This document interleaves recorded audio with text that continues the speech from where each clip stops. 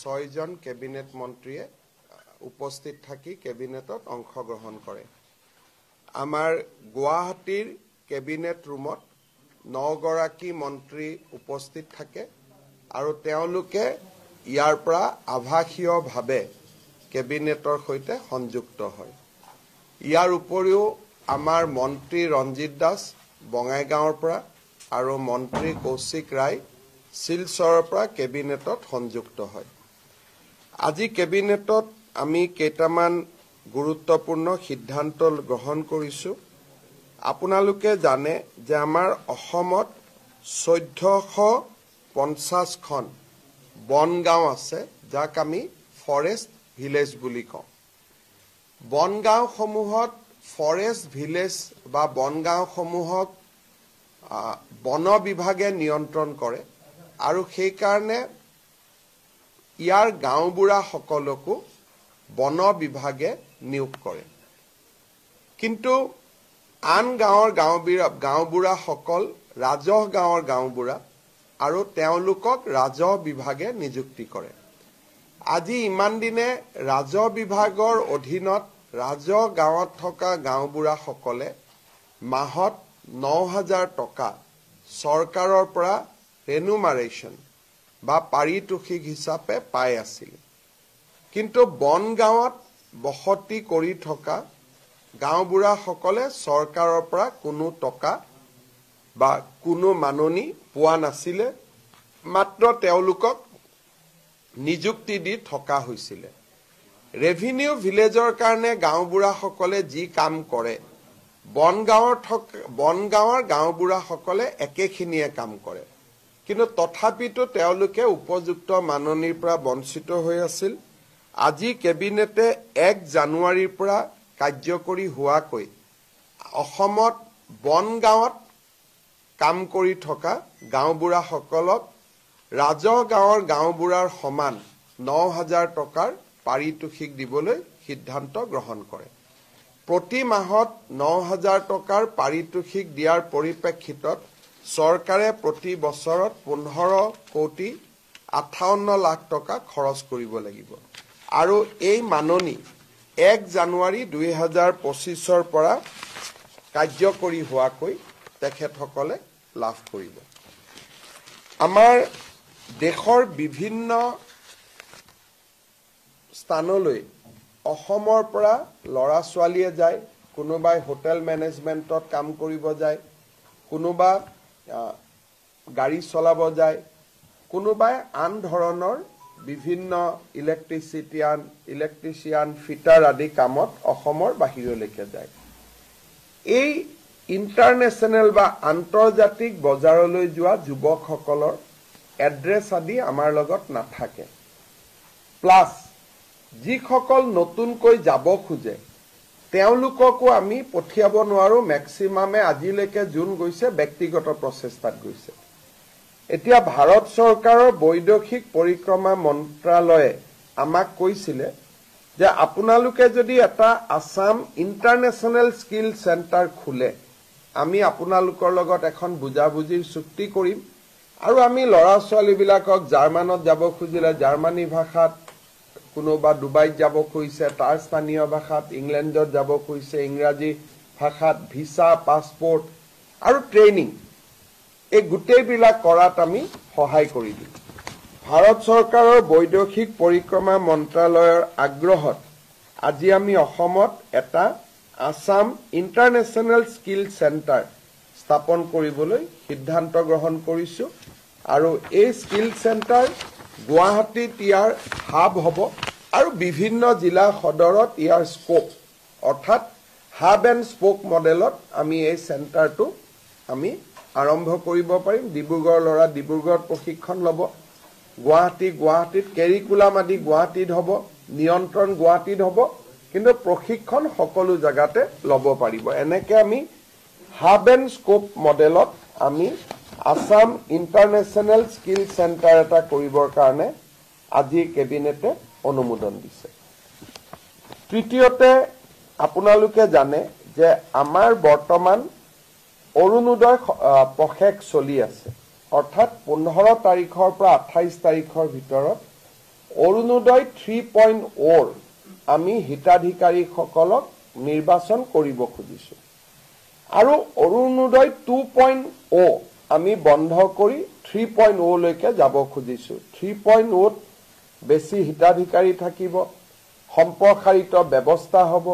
লাহে লাহে জীৱন বীমা আদিৰ লগতো লিংক আপ হ'ব কিন্তু এই অৰুণোদয় আঁচনিখন হ'ল দুখীয়া মানুহৰ কাৰণে কৰা আঁচনি আমাৰ চৰকাৰৰ দৃষ্টিগোচৰ হ'ল যে 682 জন চৰকাৰী কৰ্মচাৰী অৰুণোদয় আঁচনিৰ ধন আজিলৈকে লৈ আছে যেতিয়া তেওঁলোকৰ একাউণ্টবিলাক আমি বেংকৰ লগত মেটচ কৰিছিলো তেতিয়া আজি ধৰাত পৰিলে বা আমি গম পালো যে 682 জন চৰকাৰী কৰ্মচাৰী যি ৰেগুলাৰ কন্ট্ৰেকচুৱেল নহয়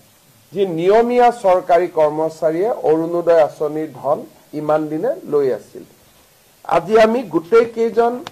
এই কৰ্মচাৰীৰ বিৰুদ্ধে ডিপাৰ্টমেণ্টেল প্ৰচিডিং ড্ৰ কৰাৰ বাবে সিদ্ধান্ত লৈছো আৰু আমি এই কৰ্মচাৰীসকলৰ বিৰুদ্ধে কঠোৰ অনুশাসনমূলক ব্যৱস্থা গ্ৰহণ কৰিম 682 জন আমাৰ ওচৰত থ্ৰ পোৰ্টেল আমাৰ ধৰাত পৰিছে কিন্তু হয়তো এই নম্বৰটো আৰু বহুত বেছি হ'ব পাৰে অৰুণোদয় আঁচনি চৰকাৰী কৰ্মচাৰী থকা পৰিয়ালে পাব নোৱাৰে সেইকাৰণে কোনোবা যদি কৰ্মচাৰী এতিয়াও এনেকে টকা পইচা লৈ আছে মই তেওঁলোকক যাতে ডিপাৰ্টমেণ্টেল প্ৰচিডিঙৰ আওতাত আহিব নালাগে ভলেণ্টিয়াৰী তেওঁলোকক নিজৰ নাম অৰুণোদয় আঁচনিৰ পৰা আঁতৰাই দিবৰ বাবে মই অনুৰোধ কৰিম আৰু এই 682 জন কৰ্মচাৰীৰ বিৰুদ্ধে আমি কঠোৰ অনুশাসনমূলক ব্যৱস্থা আমি গ্ৰহণ কৰিম আমি চৌকছ কৰিবৰ কাৰণে ডিপাৰ্টমেণ্টক অৰ্ডাৰ দিছো আৰু যদি আপোনালোক কোনবাই ডিটেইল বিচাৰে 682 জনৰ নাম ঠিকনানো কি যদি জানিব খোজে আমি নাম ঠিকনাখিনিও গুৱাহাটীত আমি ৰিলিজ কৰি দিব পাৰিম বা কালি আমাৰ মন্ত্ৰী জয়ন্ত মল্ল বৰুৱা বিমল বৰাৰ পৰা আপোনালোকে অহাকালি লৈ ল'ব পাৰিব যদি আপোনালোকে বিচাৰে ইয়াৰ পিছত আজি আমাৰ কেবিনেটে আৰু এটা সিদ্ধান্ত লৈছে যে 2025 চনৰ বৰ্ষটো আমি কিতাপৰ বৰ্ষ হিচাপে পালন কৰিব খুজিছো অসমত এইবাৰ প্ৰথমবাৰৰ বাবে গুৱাহাটী গ্ৰন্থমেলা আমি খানাপাৰা ফিল্ডত কৰিবলৈ অনুমতি দিছো যদিও 26 জানুৱাৰীৰ অতি নিচেই ওচৰত হ'ব নিৰাপত্তাজনিত শংকা থাকে তথাপিতো কিতাপৰ স্বাৰ্থত আমি এবাৰ খানাপাৰাত বুক ফেয়াৰ কৰিম বুলি আমি সিদ্ধান্ত লৈছিলো আৰু আজি আমি কেবিনেটত সিদ্ধান্ত লৈছো যে প্ৰতিজন মন্ত্ৰীয়ে বুক ফেয়াৰত যাব কিতাপ কিনিব আৰু ডিপাৰ্টমেণ্টৰ পৰাও য'ত যেনেকে বাজেট আছে তেনেকে কিতাপ কিনিবৰ কাৰণে চেষ্টা কৰিব আৰু গোটেই বছৰটোত বিভিন্ন চৰকাৰী কাৰ্যসূচীৰ জৰিয়তে আমি অসমৰ নতুন প্ৰজন্মৰ মাজত কিতাপ কিনা আৰু কিতাপ পঢ়া তাৰ কাৰণে শিক্ষা বিভাগক আমি এটা ডিটেইল একচন প্লেন বনাব কৈছো কেনেকৈ আমি 2025 চনৰ বৰ্ষটোক কিতাপৰ বৰ্ষ হিচাপে পালন কৰিব পাৰো আৰু এই বিষয়ে আৰু কথা আমি যেতিয়া একচন প্লেনটো ৰেডি হৈ যাব আমি ক'ব পাৰিম কিন্তু মোটামুটি যেনেকে বিভিন্ন বৰ্ষ বিভিন্ন থিমত চৰকাৰসমূহে পালন কৰে এই বছৰ আমি কিতাপৰ বৰ্ষ হিচাপে 2025 চনটো আমি পালন কৰিবলৈ সিদ্ধান্ত লৈছো আপোনালোকৰ যদি কিবা খুদিব আছে आज हमारे डिब्रूगढ़ में कैबिनेट का बैठक हुए और डिब्रूगढ़ का कैबिनेट में हम कोई सारे इम्पोर्टेंट डिसीजन लिया हमारा फॉरेस्ट विलेज का जो गांव बूढ़ा होते हैं ये गांव बूढ़ा लोगों को पहले रेनुमरेशन नहीं मिलते थे अभी हम लोग रेनुमरेशन देने के लिए निर्णय लिया हमने ये कैबिनेट में एक असम इंटरनेशनल स्किल सेंटर खोलने के लिए निर्णय लिया जो सरकारी कर्मचारी होते हुए भी अरुणोदय का लाभ ले रहा था उनका खिलाफ व्यवस्था लेने का निर्णय किया और 2025 साल को पुस्तक का वर्ष का हिसाब से हमने सेलिब्रेट करने के लिए निर्णय ली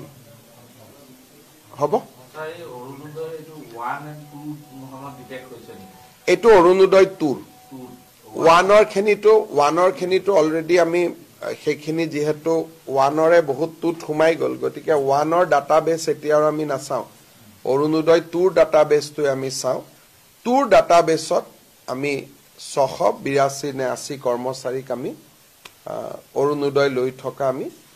পাওঁ আৰু এওঁলোক নিয়মীয়া কৰ্মচাৰী যেটো 1 তাৰিখে দৰমহা পায় কোনো কন্ট্ৰাকচুৱেল চুক্তিবদ্ধ অংগনবাদী নহয়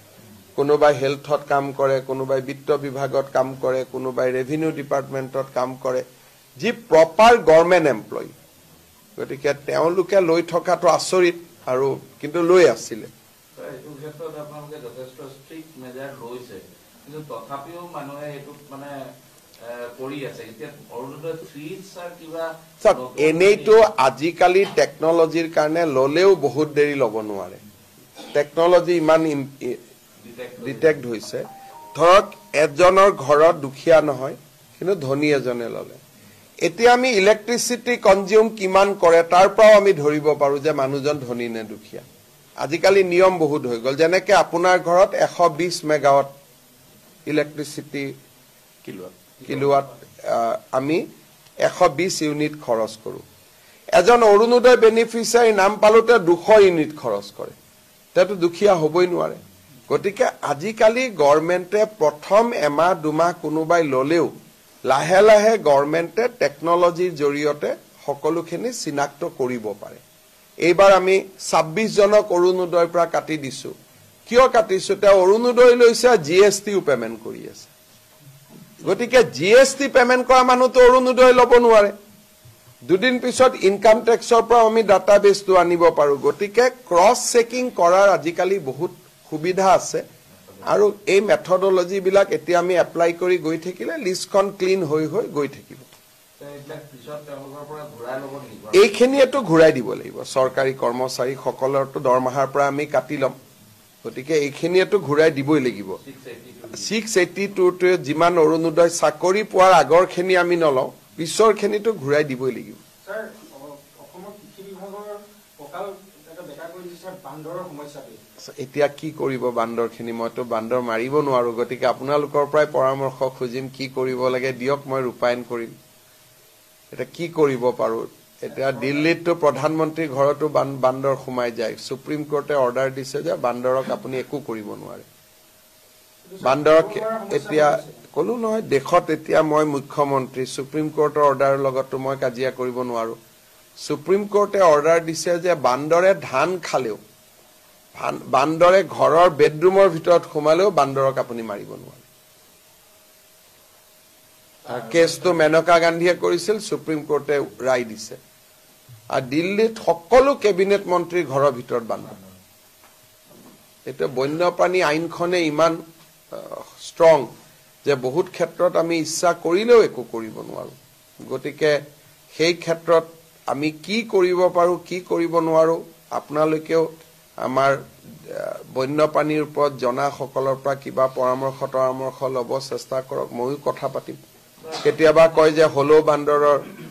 এটা লৈ আহিলে বাকি বান্দৰবোৰ দৌৰি যায় বুলি এনেকুৱা বিভিন্ন কথা ওলাই থাকে কিন্তু এতিয়ালৈকে আমি একো চৰকাৰীভাৱে আমি একো কৰিব পৰা নাই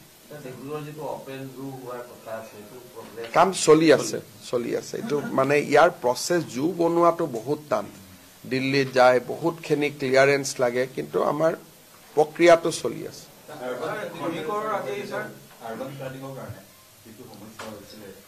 সক গুৱাহাটী ডিব্ৰুগড় উন্নতিৰ লগে লগে আৰবান ফ্লাডিংটো এটা জটিল হৈ গৈ পৰি থাকে এতিয়া আমাৰ মন্ত্ৰী আহিছে নগৰ উন্নয়ন বিভাগৰ মন্ত্ৰী তেওঁ ডিব্ৰুগড়ৰ আৰবান ফ্লাডিংৰ বিষয়াসকলৰ লগত কথা পাতিব কিমানখিনি পাৰো আমি চেষ্টা কৰিম কিন্তু মইতো গুৱাহাটীটো আজি 20 বছৰ ধৰি পাৰা নাই গতিকে মই একো দাবী নকৰো চেষ্টা কৰিম মই একেবাৰে সন্তুষ্ট নহয় যি ধৰণে কাম কাজ চলি আছে গুৱাহাটীত গৈ পেলাই মই একচন অলপ লম কাৰণ এই প্ৰজেক্টটো আজি 6 বছৰ লাগিলে এটা ষ্টেডিয়াম বনাবৰ কাৰণে 6 বছৰ নালাগে গতিকে 2025 ৰ ভিতৰতে যাতে ই শেষ হয় আৰু নতুনকৈ আমি স্যাংচনো কৰিছো এতিয়া যেটো 5000 ৰ গ্যালাৰী হৈ আছে তাক আমি 15000 লৈকে লৈ যাম তাৰো প্ৰজেক্ট চলি আছে কিন্তু নিৰ্মাণৰ যেটো গতি সেই গতিটোত মই একেবাৰে সন্তুষ্ট নহয় আৰু মই ব্যৱস্থা ল'ম গুৱাহাটীত গাফিলতি চৰকাৰখন মোৰ যেতিয়া মোৰে গাফিলতি বুলি ক'ব লাগিব বেলেগক কৈ কি লাভ হ'ব যিহেতু মুখ্যমন্ত্ৰী মই গতিকে গাফিলতিটো মোৰে বুলি ক'ব লাগিব গতিকে আপোনালোকে ক'ব যি কৰিব লাগে কৰি গৈ থাকিব देखिए ये तो हमने निरंतर प्रयास कर रहा हूं कि बाल्य विवाह बंद होना सही है और बंद भी हुआ है अभी हम Indian institute of population science को एक काम दिया हूं अपना सर्वे करके बताने के लिए लेकिन जो लेटेस्ट जितना स्टडी हो रहा है ये स्टडी बोलता है कि असम में चाइल्ड मैरिज का काफी गिरावट हुए है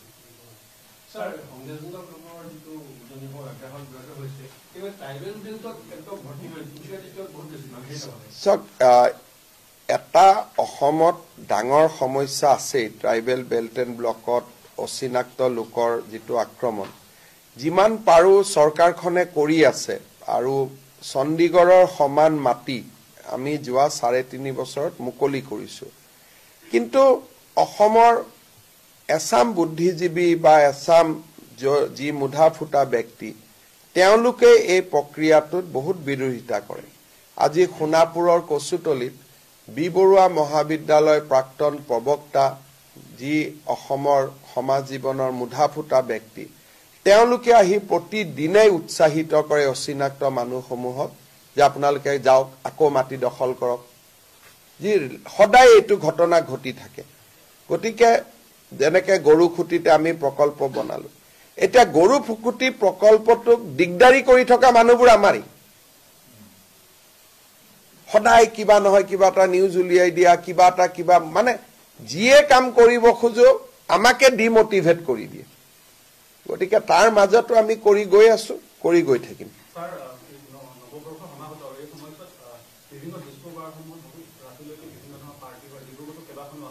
কৰিলেতো আপোনালোকে আমিতো এইবিলাক কি কম এতিয়া আপোনালোকে এইবিলাক কথা খুধে আপোনালোকে উত্তৰ দিয়ে মইতো আগতে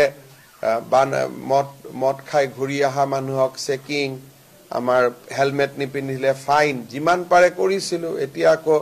মানুহে কৈ দিলে যে আপোনালোকে যোৰহাটত ইলেকশ্যন হাৰাৰ এইটো এটা কাৰণ কিয় বেছি চেকিং কৰিছে এটা কি কৰিব লাগে কক এতিয়া আমিতো দুইফালে ফচি যাওঁ মোৰতো বেয়াও লাগে কালি ৰাতিপুৱা মই ইয়াৰ প্ৰায় ভিচি দিছো গোটেই ডিসি দ্বিতীয় সকলৰ লগত যাতে এইকেটা দিন মানুহে মদ খোৱা মানুহে যাতে গাড়ী ড্ৰাইভাৰ নকৰে হেলমেট পিন্ধে মই কঠোৰ লম কিন্তু কঠোৰ হোৱাৰ লগে লগে আপোনালোকৰ ফালৰ পৰা এক পোৰ্টেলত নিউজ আহা আৰম্ভ হৈ যায় ওয়াইন শপৰ লাইসেন্স বাঢ়া আৰু কমাৰ লগত মদৰ প্ৰচলনৰ কথা নাই এখন ওয়াইন শপ থাকিলে তাৰ বিক্ৰী বাঢ়িব 10খন ওয়াইন শপ হলে সেই বিক্ৰীটোৱে 10 ভাগত যাব আগতে আমাৰ যদি ডিব্ৰুগড়ত দুখন দোকান থাকে সি দুখনৰ পৰা কিনিব 20খন দোকান থাকিলে দোকান 200 বটলে বিক্ৰী হ'ব কিন্তু 20খন দোকানত ডিস্ট্ৰিবিউট হ'ব দোকানৰ লগত মদ খোৱা মানুহৰ সংখ্যা কমা বেচা নকৰে হি যদি মদ ইয়াত নাপায় হি খোৱাঙত গৈলেও কিনি আনিব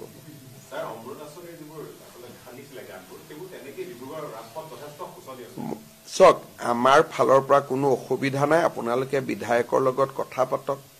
কিবা ঠিক কৰি দিব লাগে মইতো মুকলি মন লৈ এতে থাকো আজি ধৰক 3 দিন মই ইয়াতে আছো মুকটো কোনো এইটো কথা কোৱা নাই কোনবাই কলে বুলে একেটা ৰাস্তা গাত কেটা মাৰি দিব লাগে মোক 5 কোটি টকা দিয়ক মই ইয়াতে বহি স্যাংশন কৰি দিও এটা মইতো আপোনাৰ আগলৈকে প্ৰায় 300 মানুহ লগ পালো কোনো এজনেও তো এটো পইণ্ট আনা নাই স্যার ডিব্ৰুগড় এটা মানসিকৰ কাৰবাৰখনৰ বিষয় আৰু লগতে ইয়াৰ আগৰ কেবিনেটতে ডিব্ৰুগড় মানকটা যিখন ৰেলৱে ব্ৰিজ আছিল সেইখনৰ আমি এইখনে নহয় জানো আমি 27 জানুৱাৰীত আমি আধাৰশিলা কৰিম এখন এই খৰবাদাৰ ঘৰৰ কাষৰ 27 জানুৱাৰীত আমি আধাৰশিলা কৰিম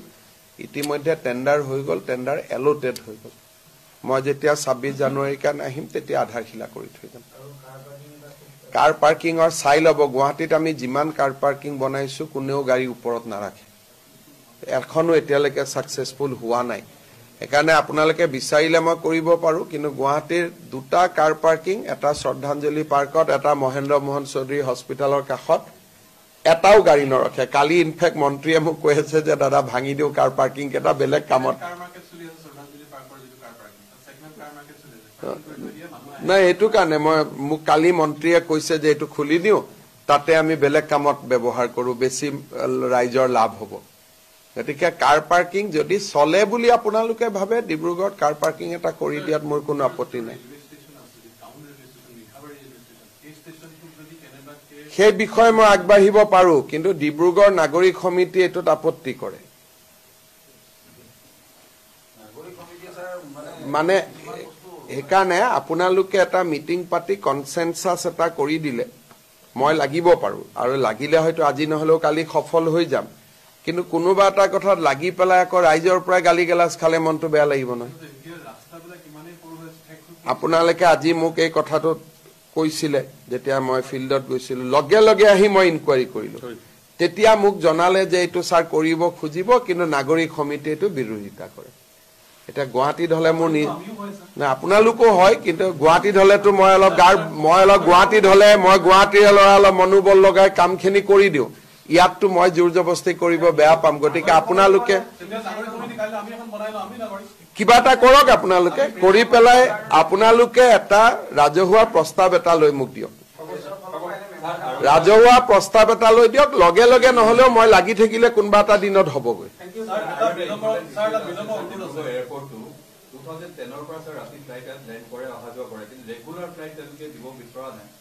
ফ্লাইটৰ মানে ইণ্ডিগোৰ লগতো আমি কথা পাতি আছো, ডিব্ৰুগড় যোৰহাটৰ কাৰণে কি হয় মই চাম। গধূলি আমাক এখন ফ্লাইট লাগে, গধূলি গুৱাহাটীলৈকে যোৱা, ৰাতিপুৱা আহিব পাৰে, গধূলি যাব পাৰে। আমাৰ চাই দিম দিয়ক অলপ, মানে আজিকালি প্ৰাইভেটাইজ হৈ যোৱাৰ কাৰণে দিগদাৰ।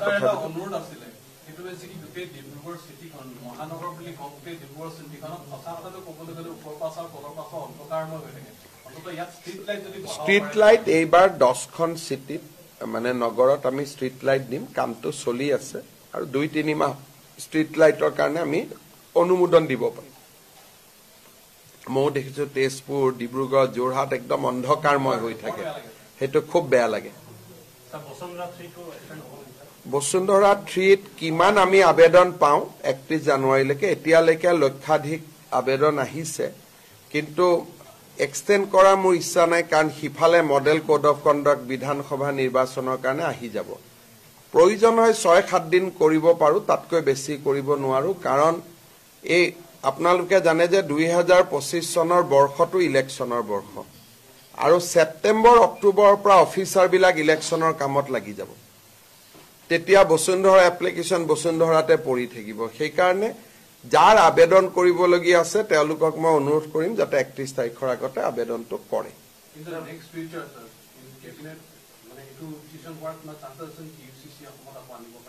ইউচিচি ভাৰত চৰকাৰে আনিব। মইতো মোৰ বিলখন ৰেডি আছিলে, কিন্তু প্ৰধানমন্ত্ৰী ডাঙৰীয়া বা দিল্লীৰ পৰা এইটো কোৱা হৈছে যে তেওঁলোকে ভাৰত ভিত্তিতে আনিব। সেইখন ইমপ্লিমেণ্ট কৰিলে তাৰ ক্ৰিয়া প্ৰতিক্ৰিয়া যি হৈ আছে, বা কৰবাত কোৰ্টত কেছ হৈছে, কেছ হোৱা নাই, এই গোটেইখিনিৰ ওপৰত চিন্তা কৰি সংসদতে ইউচিচি আহি যাব। আজি নহয় কালি, কালি নহয় পৰহি। এইবাৰোতো প্ৰধানমন্ত্ৰী ডাঙৰীয়াই নিজৰ উত্তৰত কৈছে যে সেকুলাৰ চিভিল কোড এখন আমাক লাগে বুলি। ধন্যবাদ। ইলেকশ্যন হ'ব পঞ্চায়ত জানুৱাৰীত ফাৰ্ষ্ট উইকত এনাউন্স হ'ব।